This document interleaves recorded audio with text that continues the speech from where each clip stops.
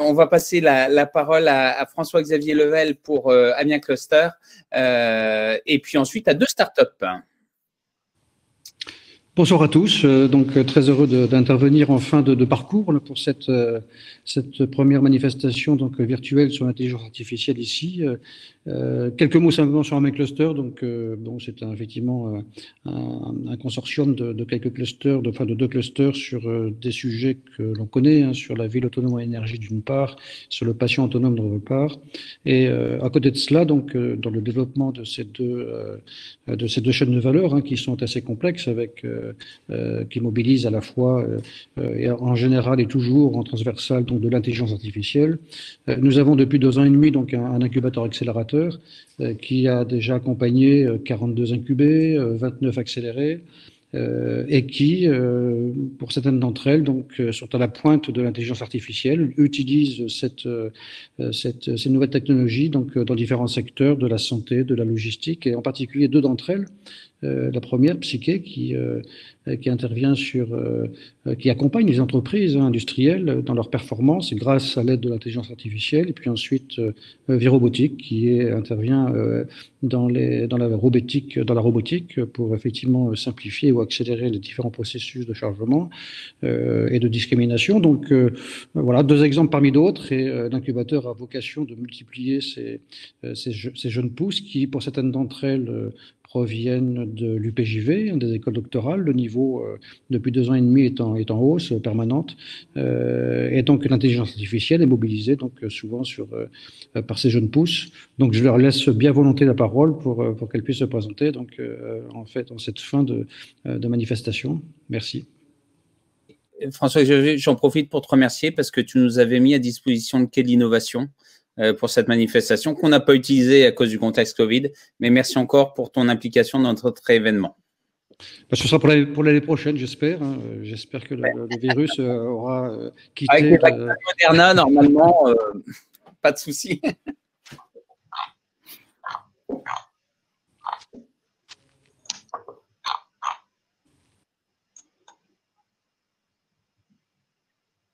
Alors, je ne sais pas qui… C'est à Nicolas de commencer. Nicolas de démarrer. Tout à fait. Très bien, bonjour à tous. Merci pour cette introduction. Je vais vous partager mon écran pour vous faire ma présentation. Vous m'entendez? Vous voyez bien l'écran? Aucun problème, c'est parfait. Alors, je sais que c'était compliqué en termes de délai. On essaie de se tenir à peu près dans les délais prévus et ce sera formidable. Je suis désolé, hein, c'est jamais facile d'intervenir en dernier. Mais… Non, il n'y a pas de souci, il n'y a pas de souci. Donc, bonjour à tous, je m'appelle Nicolas Casi, je suis le président et fondateur de la société Virobotique. Virobotique qui s'intéresse au milieu de la logistique et de la robotique. Et plus précisément, nous nous concentrons sur un besoin récurrent, un cas d'usage particulier dans le domaine de la logistique, dans l'indoor, qui est le poste de picking. Et plus particulièrement, le besoin d'automatiser des tâches à faible valeur ajoutée. Donc, ce sont les postes de picking qu'on va retrouver à différents niveaux de la supply chain, qui vont permettre de faire le réapprovisionnement des stocks, la préparation des commandes, le service après-vente, etc. Et qui vont évidemment générer des coûts opérationnels très importants pour les entrepôts logistiques entre le recrutement, la formation, la rétribution des opérateurs, mais également des coûts additionnels liés aux troubles musculo-squelettiques que la répétition du même mouvement en continu va créer. Ceci étant dit, la difficulté aujourd'hui pour automatiser ce type de poste est liée en réalité aux articles qui y sont traités. Dans la logistique, on va retrouver énormément d'articles hétérogènes qui vont pouvoir disposer en vrac, qui peuvent être souples, fragiles et donc aujourd'hui difficilement saisissables par des solutions classiques de robotique qu'on va retrouver communément dans l'industrie, qui vont être les ventouses pneumatiques ou les pinces. Et donc en cela, la solution que nous développons avec Virobotique, nous l'avons baptisée Vitech. Elle comprend 4 modules technologiques qui sont au cœur de la solution, donc 2 modules matériels et 2 modules logiciels. Le premier module qui est un préhenseur, donc une main robotique, alliée à une caméra. Et en ce qui concerne la partie logicielle, nous avons un module de détection-localisation basé image et un module d'asservissement visuel, sur lesquels je vais revenir tout de suite. le tout pouvant être monté sur n'importe quel type de bras robot industriel classique, n'importe quelle marque, n'importe quel modèle. Et en cela, on peut considérer VTech comme un plugin universel de bras robot industriel. Donc, pour illustrer le fonctionnement de VTech, nous prenons l'exemple du cas d'usage du picking de livres, pour lequel un opérateur va donc devoir piocher un à un des livres qui sont empilés les uns sur les autres et les glisser dans ce qu'on appelle une pochette de tri. Évidemment, l'idée, c'est d'automatiser entièrement le poste grâce à un bras robotique industriel placé en lieu et place de l'opérateur et qui embarque la solution VTech. Donc, si on reprend chacun des modules, dans un premier temps, la caméra va capturer différentes données. Donc, en l'occurrence, on utilise ce qu'on appelle une caméra RGBD qui va prendre à la fois des informations images et à la fois des informations de profondeur. De là, notre module de détection-localisation qui va être basé sur différents algorithmes d'intelligence artificielle va établir quelles sont les coordonnées du livre dans l'espace 3D. Avec cette information-là, notre module d'asservissement visuel va calculer la trajectoire que doit suivre le bras robot pour positionner précisément le préhenseur sur le livre. Donc, une fois que le bras s'est déplacé, que le préhenseur est sur sa cible, c'est là qu'intervient le préhenseur qui va être capable d'aller saisir cet objet qui est un livre, qui est donc fragile, qui est donc aujourd'hui absolument pas saisissable par une solution classique comme les ventouses pneumatiques, puisque si la ventouse essaie d'attraper le livre va bâiller.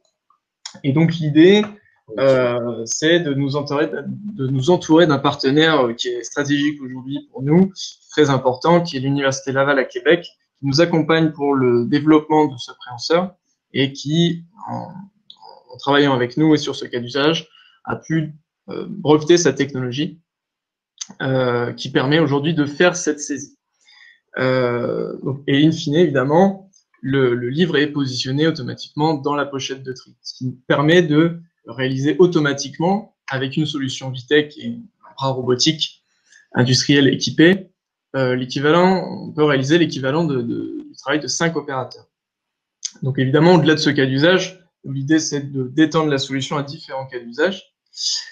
Et pour cela, nous avons aujourd'hui une équipe dirigeante qui est composée de moi-même, Nicolas Cazzi, qui suis président, docteur en asservissement visuel issu de l'Institut de recherche INRIA, mon associé Richard Alberoula, qui est directeur général, qui a un profil dirigeant d'entreprise et ingénieur génie industriel.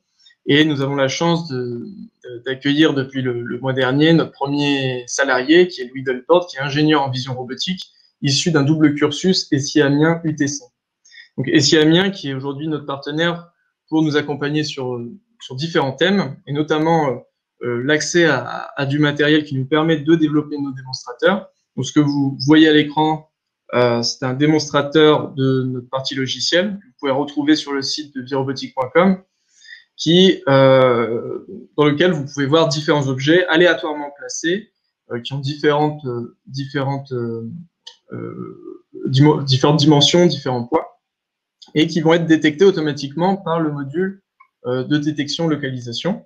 Et évidemment, une fois qu'on a l'information de où se trouve l'objet dans l'espace 3D, on va aller faire saisir par le robot automatiquement chacune des pièces. Donc évidemment, là, on est sur la partie logicielle.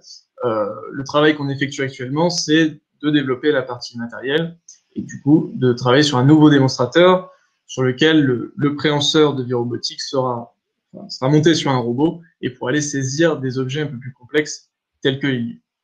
Donc, si vous souhaitez en savoir plus sur la société, je vous invite à me contacter directement via cette adresse mail, contact@virobotique.com, ou directement à passer par la page web.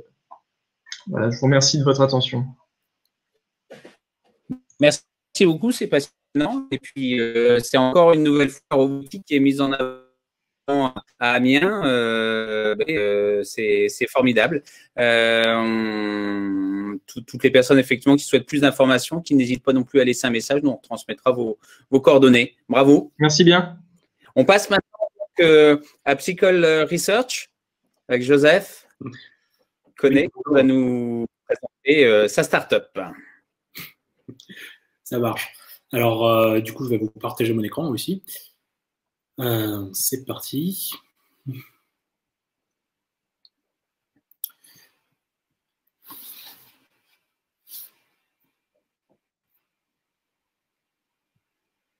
La diapo est déjà présente si vous voulez. Ok. Bon, bah, je vais me servir de la diapo qui est déjà Pas de problème. Tac. Alors, du coup, Cycle Research, hop, on a avancé un peu vite. Ok. Donc, bonsoir à tous. Donc, Joseph Connet de Cycle Research. Je suis le directeur commercial de la société. Et aujourd'hui, je vais vous parler d'un cas d'application concret de l'intelligence artificielle.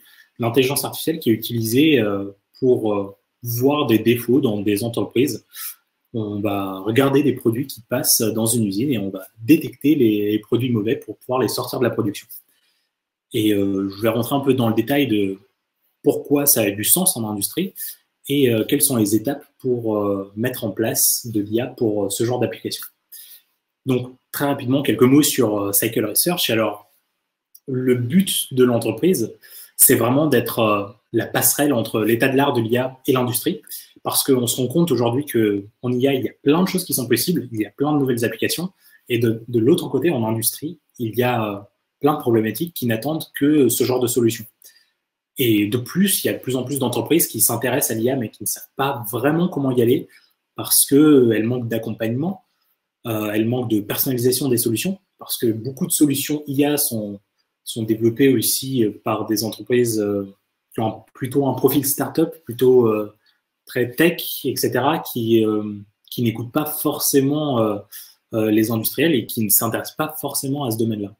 Donc, nous, justement, on est dans ce créneau-là.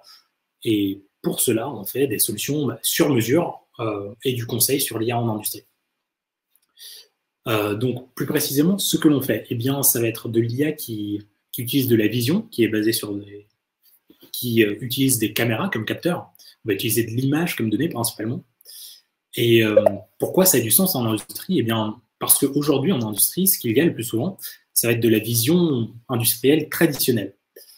La vision industrielle traditionnelle, eh bien, ça utilise aussi des caméras, sauf que derrière, le logiciel qui traite les images, eh bien, lui, il est basé sur des règles. Ça va être des règles du type, entre la rangée de pixels 36 et la rangée 72, on va essayer de voir un nombre de pixels noirs minimum, par exemple. Et si on voit un certain nombre de pixels noirs, eh bien, on peut dire qu'il y a un trou à cet endroit-là, sur la pièce que l'on regarde. C'est ce que l'on peut voir un peu sur cette image à côté de moteurs automobiles. Ce que l'on va chercher ici à contrôler, c'est la présence et la position des trous qui sont en bas de la pièce. Et pour cela, eh bien, il faudra que la pièce soit positionnée exactement au même endroit, il faudra que les trous soient exactement de la même taille, etc. Donc ce genre de système fonctionne très bien, mais ça rencontre des limites lorsqu'il y a un traitement de la variété à faire en fait. Si on est sur une pièce qui est différente, qui peut avoir des trous par exemple qui apparaissent à différents endroits, une pièce qui est difficile à positionner de façon répétable, si on a des pièces qui ont des griffures, des rayures, des choses comme ça qui apparaissent de façon un peu aléatoire, eh bien on serait confronté à une limite de la vision industrielle traditionnelle. Et c'est là que l'intelligence artificielle a de l'intérêt, qu'elle prend le relais, parce qu'elle permet de faire face à la variabilité. Ici, c'est un exemple avec des objets de la vie quotidienne, mais du coup, ici, on voit bien qu'on arrive à détecter du coup ces gâteaux, quelle que soit leur position sur l'image, quelle que soit leur orientation, même si on a un éclairage qui est inégal, vu qu'au milieu, c'est beaucoup mieux éclairé que sur les côtés. On a aussi des biscuits qui sont différents, qui sont chocolat, fruits rouges, etc. Malgré tout, malgré toutes ces différences et ces positionnements aléatoires, etc., on arrive quand même à les classifier dans des catégories qui sont ici les sourires et les clins d'œil. Et ça, c'est quelque chose qui n'est juste pas faisable avec la vision industrielle traditionnelle. Parce qu'il faudrait avoir des biscuits qui se placent exactement au même endroit à chaque fois sur l'écran. Et ça, par exemple, dans l'agroalimentaire, c'est souvent impossible parce qu'on va travailler avec du vivant, avec des produits biologiques qui vont avoir de la variabilité naturellement. et puis qui vont être difficiles à placer de la même façon à chaque fois pour pouvoir les examiner. Donc, ça a une énorme pertinence dans ce genre d'application. Mais ça a aussi une pertinence sur des applications au-delà de l'agroalimentaire. Par exemple, je sais pas, ça peut être des pièces d'aspect de véhicules, par exemple, sur lesquelles on veut ne pas avoir de griffure. C'est ce genre de choses qu'il est possible de résoudre par l'IA. Et comment s'y prend-on? Eh bien, on avance par étapes. Tout simplement, on va avoir une première étape de cadrage pour définir le projet. Et là-dedans, ce qui est important, c'est pour nous, c'est de définir le projet, mais pour l'entreprise avec laquelle on travaille, ce qui va être important dans cette phase-là, ça va être qu'on leur donne des billes sur ce qu'est l'intelligence artificielle, ce qu'elle peut faire, ce qu'elle ne peut pas faire, et comment ça peut être pertinent chez eux. Ensuite, il y a une phase de preuve de faisabilité. On va concevoir et réaliser un prototype, un algorithme qui va fonctionner, qui va pas encore être à des performances optimales, qu'on va développer avec peu de données, mais qui va déjà arriver à détecter au moins quelques défauts. Suite à ça, eh bien, on va avoir un pilote sur site. C'est plus ou moins ce qui est schématisé ici à l'image, puisqu'on va avoir souvent un convoyeur sur lequel on va avoir un caisson, dans lequel on va avoir une caméra, on va avoir un éclairage, on va avoir un micro-ordinateur. Et derrière ce caisson, eh bien, on va souvent avoir un robot. Alors, on espère que ce sera des robots équipés de pinces virobotiques. Mais bon, pour le moment, on n'y est pas encore. Donc, quoi qu'il en soit, lors de cette phase de preuve de faisabilité, de pilote sur site, eh bien, on a une intelligence artificielle qui est encore à l'état de prototype. Par contre, on va vraiment l'intégrer dans l'environnement. C'est-à-dire qu'on va s'assurer que tout fonctionne, qu'on arrive à communiquer avec les systèmes de l'entreprise pour récupérer les données de quel est l'ordre de fabrication, quel est le produit fabriqué, etc. Et de l'autre côté, que l'on va arriver à ressortir nos données, c'est-à-dire lorsque l'on détecte un défaut, bien qu'on arrive bien à communiquer au robot, par exemple, que telle pièce est à éjecter.